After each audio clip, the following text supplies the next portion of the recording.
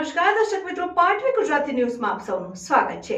સમાચાર આવી રહ્યા છે કે નરેન્દ્ર મોદી અમિત શાહ CR પાટીલની ગુડબુકમાં હોવાનો ફાયદો મળ્યો। દાહોદ બેઠક ઉપર ભાજપે ત્રીજી વખત જસવંતસિંહ બાબુની પસંદગી કરી। લોકસભાની દાહોદ બેઠક ઉપરથી જસવંતસિંહ બાબુને ભાજપે સતત ત્રીજી વખત ઉમેદવાર તરીકે પસંદ કર્યા છે। જસવંતસિંહ બાબુએ ભાજપના મવડી મંડળના આભારીને જણાવ્યું હતું કે કાર્યકરોનું પ્રેમનું પરિણામ છે। પાર્ટીએ મૂકેલા વિશ્વાસ ઉપર ખરો ઉતરીશ તેવો મને વિશ્વાસ છે। વડાપ્રધાન નરેન્દ્ર મોદી, ગૃહમંત્રી અમિત શાહ, પ્રદેશ ભાજપા પ્રમુખ CR પાટીલની ગુડબુકમાં હોવાનો ફાયદો યશવંતસિંહ બાબરને મળ્યો હોવાનું રાજકીય નિરીક્ષકો માને છે। એક જમાનામાં મધ્ય ગુજરાતની કેટલીક બેઠકો પર કોંગ્રેસનો દબદબો હતો, જેમાં આદિજાતિ અનામત બેઠકો મુખ્ય હતી અને આ બેઠકોમાં દાહોદ બેઠકનો પણ સમાવેશ થાય છે। આ બેઠક ઉપર એક સમયે કોંગ્રેસનો કોઈ વિકલ્પ નહોતો, પરંતુ 1999 અને 2004માં ભાજપે લોકસભામાં સામાન્ય માર્જિનથી એન્ટ્રી મારી હતી અને 2014માં મોદીને પ્રધાનમંત્રીના ઉમેદવાર જાહેર કરાતા દાહોદ બેઠક જીતવાની જવાબદારી જસવંતસિંહ બાબરને માથે આવી અને તેમને ઉમેદવાર બનાવ્યા હતા અને જે પરીક્ષામાં તેઓ પાસ થયા અને 2,34,000થી ભાજપ જીતી ગયું હતું, જેથી જસવંતસિંહ બાબુને ત્રીજી વખત ઉમેદવાર બતાવ્યા છે। જસવંતસિંહ બાબુનો કોઈ પણ મજબૂત વિકલ્પ ન હોઈ શકે। 5 ટર્મ ધારાસભ્ય ગુજરાત સરકારમાં મંત્રી રહ્યા અને 2014માં લોકસભાની ઉમેદવાર બનાવવા ત્યારે 2,34,000થી